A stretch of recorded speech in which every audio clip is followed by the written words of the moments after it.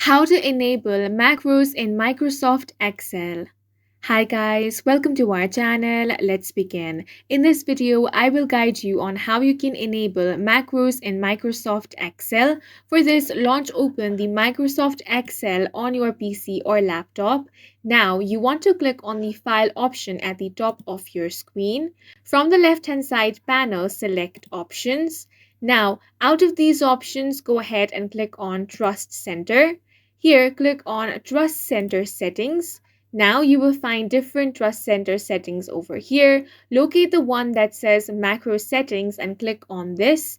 Here you can adjust the macro settings, so you have options such as disable all macros without notification. The second option is disable all macros with notifications. You have disable all macros except digitally signed macros, and there is the option of enable all macros. However, this is not recommended because this can potentially run dangerous codes. However, if you want to enable all macros, go ahead and select the fourth option, then click on the OK option. Click on OK here as well, and in this way you can easily enable macros in Microsoft Excel. And that's it for this video. If you found it helpful, please make sure to hit the like button and subscribe for more videos like this.